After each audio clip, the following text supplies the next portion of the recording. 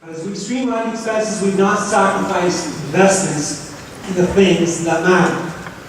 Since 2004, we've invested over $1.2 billion on important roads and sewer repairs and on new modern amenities that have changed the face of the city. We've made record investments in roads and sewers, a combined average of roughly $47 million each and every year until 2014. In fact, roads and sewers takes up nearly 80% of our total spending. Far more than was ever invested in roads and sewers when our debt was rising between 1999 and 2003. And we did all of this while holding the line on taxes. We've held the line on reduced taxes for the past 4 years in a row, and for 5 of the last 7 years. In fact, the average residential tax rate increase for the past 7 years has only been 0.3%. We are the only level of government. We are the only level of government, the only city that's been able to hold the line on taxes, control spending, reduce debt, and more than double our reserves. All within a context of zero growth. All within the context of zero growth. And today I'm proud to say that Windsor's residential tax rates are below the provincial average. Why? Some people say, well, why is that important? It's important because our taxes need to be competitive in order to attract and retain residents, businesses, and investments. That's why we've also gone a step further. We've targeted reductions to the multi-residential, commercial, and industrial classes as well, which we were able to achieve thanks to the help and support of the provincial government. Lowering debt, lowering taxes, smarter spending, and being prudent with every dollar we spend or save matters. Friends, we need your continued support for this agenda. The focus on lowering our debt and holding the line on taxes hasn't made us popular, because financial discipline has meant saying no sometimes. It's meant not giving in to every demand.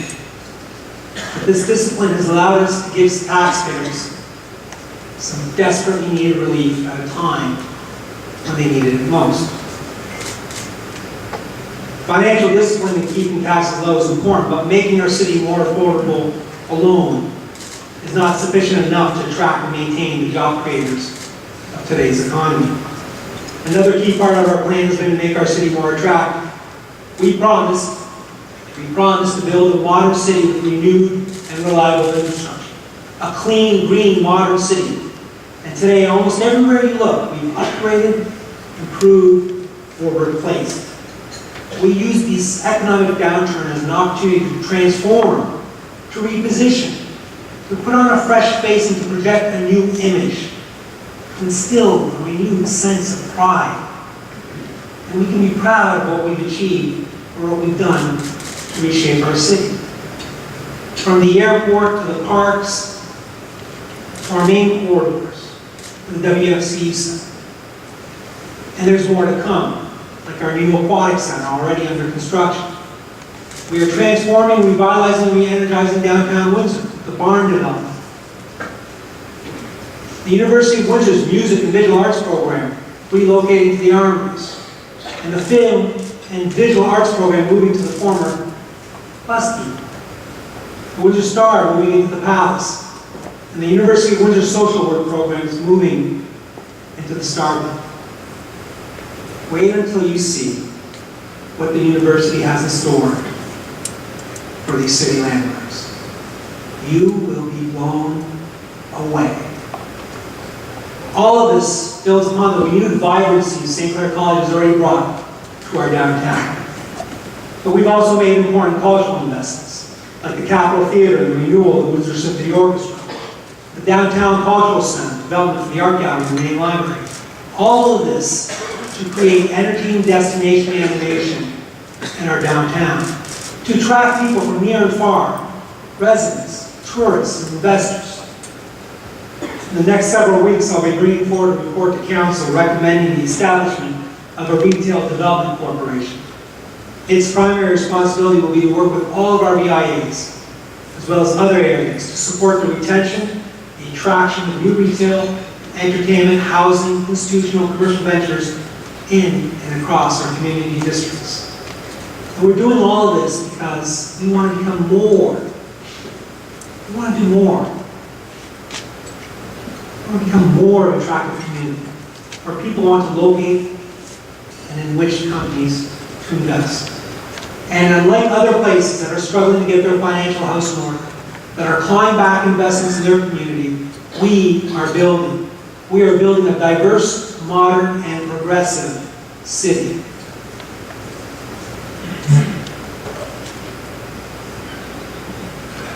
Friends, an affordable and attractive Windsor is a prerequisite to our jobs. Affordable and attractive is a prerequisite to our jobs. Our plan to introduce Windsor to the rest of the world as the most central, affordable, and connected region in which to invest and to create new jobs. Everything in our plan, from lowering debt to holding the line on taxes and investing in modern amenities and infrastructure, making our city more affordable and attractive, everything that we have done over the past several years, everything in our plan is about jobs.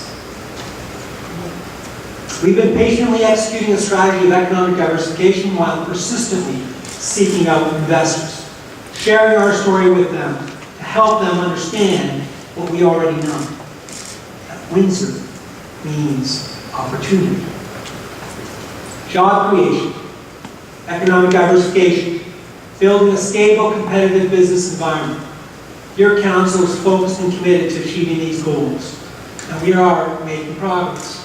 KPMG recently released their 2012 Competitive Alternatives Study, the most thorough and comprehensive global comparison of international business locations that they have ever undertaken. You know what they say? They love Windsor.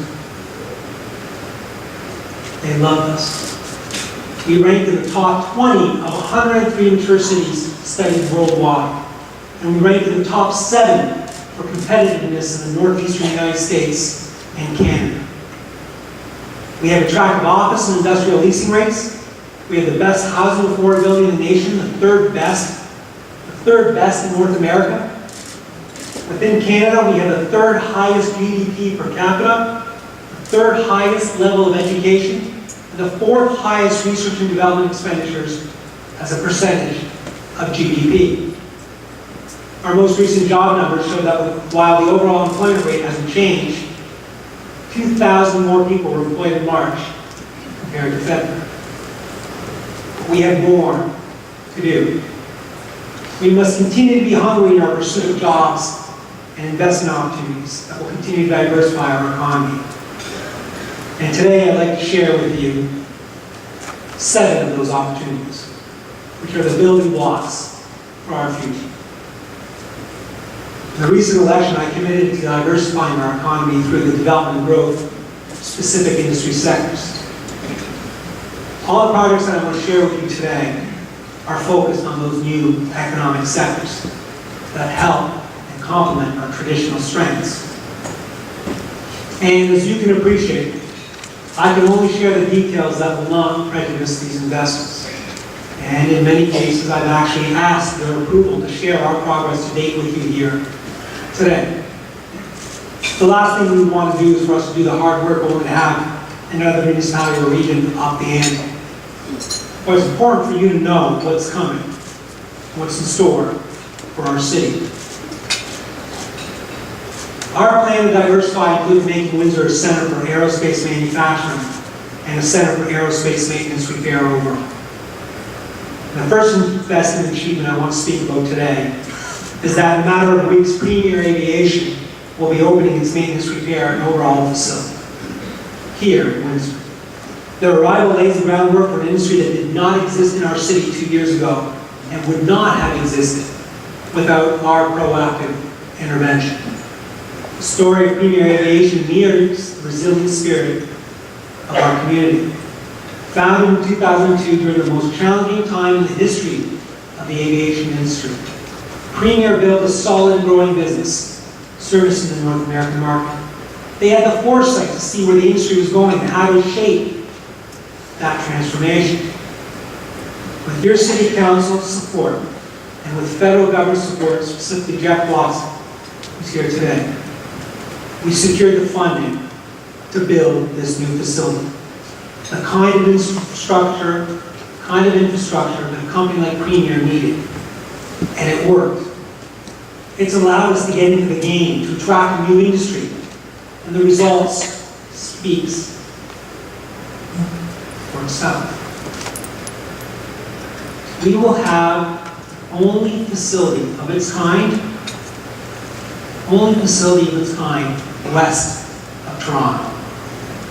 Premier is creating 200 full-time jobs in the first 2 years, more than 300 new jobs over the next 7 years. New jobs, new college programs in aviation, new opportunities for our youth. Premier knew, your council knew, that with the right attitude and perseverance, this project would thrive. This, my friends, is the Windsor of today.